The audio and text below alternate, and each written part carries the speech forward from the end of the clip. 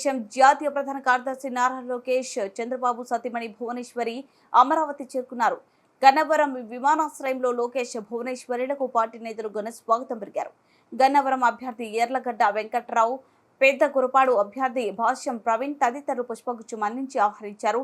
గన్నవరం విమానాశ్రయం నుంచి లోకేష్, భువనేశ్వరి కుటుంబ సభ్యులను ఉండవల్లిలోని తమ నివాసానికి బయలుదేరి వెళ్లారు. ఎగ్జిట్ పోల్స్ ఫలితాలు కూటమికి అనుకూలంగా రావడంతో పార్టీ శ్రేణిలో జోష్ కనిపిస్తుంది. పోలింగ్ ముగిశాక హైదరాబాద్ మీదుగా విదేశీ పర్యటనకు వెళ్లిన చంద్రబాబు దాదాపు 3 వారాల తర్వాత అమరావతి తిరిగి వచ్చారు. నేడు లోకేష్, భువనేశ్వరి ఆంధ్రప్రదేశ్ చేరుకున్నారు. అటు తెలుగుదేశం కేంద్ర కార్యాలయం ఎన్టీఆర్ భవన్ విద్యుత్ కాంతులతో దగదగలాడింది.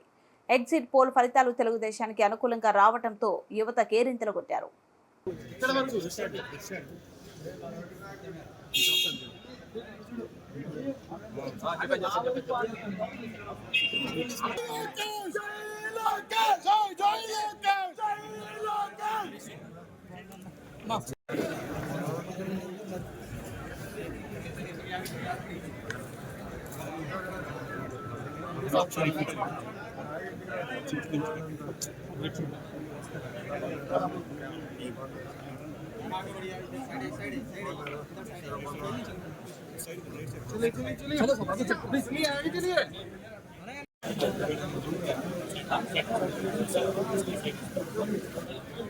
गाड़ी के सामने साइड